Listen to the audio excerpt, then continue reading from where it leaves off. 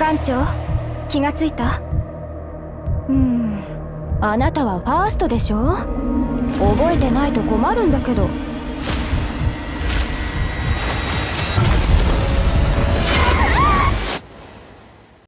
Chaos Zero Nightmare is an upcoming turn-based roguelite gacha game developed by Super Creative, the Korean studio behind Epic 7 and published by Smilegate. The game's been on my radar ever since its first trailer, blending the dark psychological horror of Darkest Dungeon with the deck-building mechanics of Slay the Spire. Pre-registration for both mobile and PC is already open, and the App Store lists an expected global release on October 15th, though there hasn't been an official confirmation yet. With only a couple of months left until that projected date, and no open beta to peek behind the curtain, I'm here to walk you through the latest details from the developer showcase, including gameplay systems, combat mechanics, and the game's dark narrative. Security Level 1。ようこそ、ファースト。定期報告を始めます。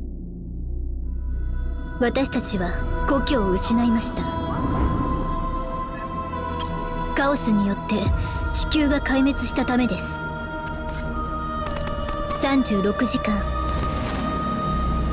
謎の黒い霧に包まれた人類はわずか36時間で全ての抵抗を諦め地球を捨て去りました。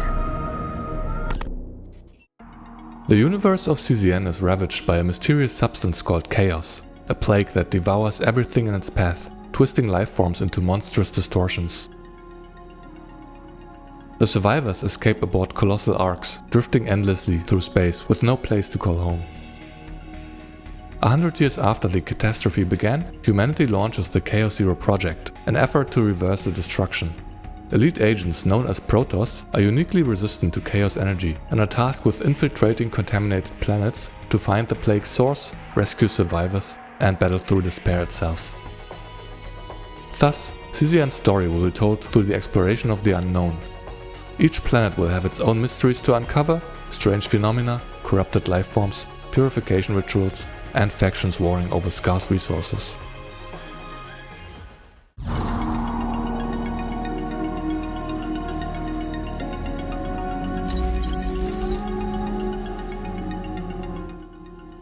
The game is divided into two major systems. First, the classical story mode has you progress through normal and hard difficulty combat missions one by one, each with 3-star requirements based on the number of turns taken.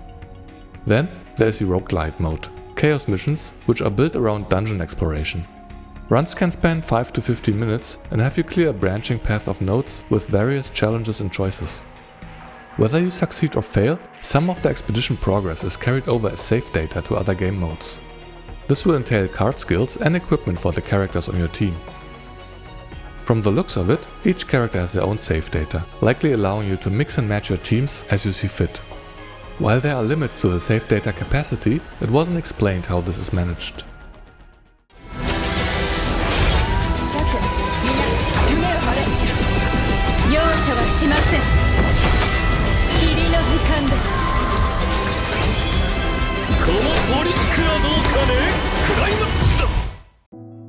CZN uses a turn-based combat system, where teams consist of 3 characters. Each turn, the character's abilities are drawn randomly as cards from your deck, 5 per turn. These can be used in arbitrary order. Apparently, each character comes with 5 different skills as part of their base kit, though it is unknown if all of these can be equipped simultaneously. Moreover, the save data from the Chaos missions will supplement these kits with additional skills, making deck building a core aspect of the game.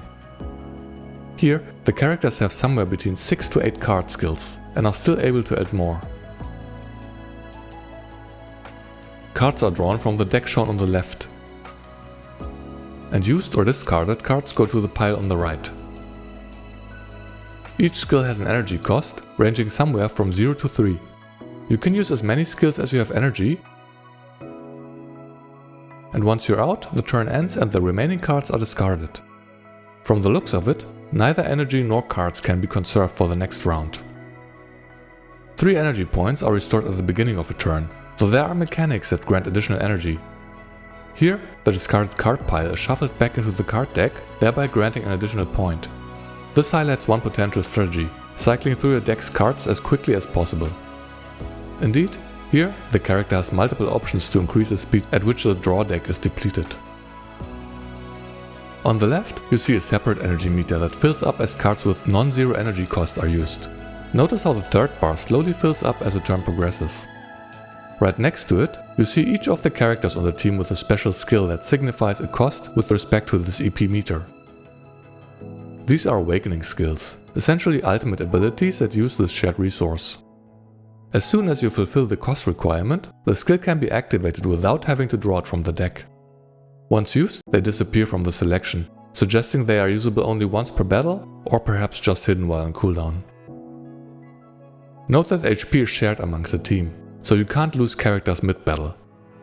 Below the HP bar, each member has their own gauge, indicating the deterioration of their mental state. This fills up as damage is received and the battle progresses. Here, the enemy deals a good chunk of damage, pushing Mika, the character on the left, over the edge. This triggers a mental breakdown, which depending on the character, comes with different penalties but also benefits. Entering mental breakdown deals damage to the team and generates special cards for the character. Playing these cards reduces the stress level. For some characters, the cost of their awakening skills will be reduced significantly, making the timing of the breakdown a critical part of the strategic flow.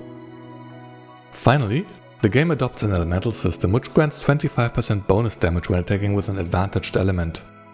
Below the enemy's HP, there's also a break bar which gets reduced more quickly when taking weakness damage. Once the bar is depleted, the enemy enters a break state which presumably increases the enemy's damage taken, though nothing specific was stated so far. Progression follows a familiar gacha formula. Characters are leveled up independently of their save data. Dupes can be used up to the magic number of 6 via Transcendence to improve base card effects such as damage multipliers. Potentials can be unlocked along a linear path to improve character stats and on side nodes to improve card effects. Notably, there's no equipment tab on the character overview. We've seen from the save data screen that each character has a slot for a weapon, armor and accessory, which can be obtained during dungeon exploration. Hopefully, this means that the endgame avoids heavy RNG gear grinding. On that note, CCN will have seasonal content called Galactic Cataclysms, with event stories, new cards, equipment and team buffs, promising meta shifts without solely relying on new character banners. The save data obtained during the seasonal content will be freely usable in a variety of CCN's gameplay modes, though it wasn't clearly stated if it will be permanent. And that's everything we know so far. Currently, there's no information about the gacha system. The endgame seems to be focused solely on PvE, though the developers never explicitly stated whether they plan to implement PvP or not. I'm pretty excited for CCN and will keep you updated when new, relevant details drop. In the meantime, let me know what you think of the game and if you're interested in trying it out. I have the impression that a lot of the upcoming games are still chasing after the Genshin Impact hype with a focus on open worlds and action combat. If you think there are more turn-based gachas coming up that I should know about, please leave a comment below. In any case, thank you so much for watching. See you next time.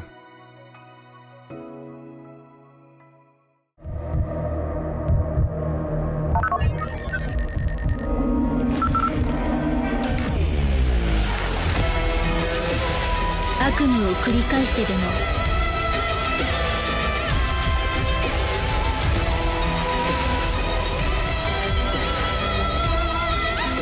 すべてのカオスをゼロに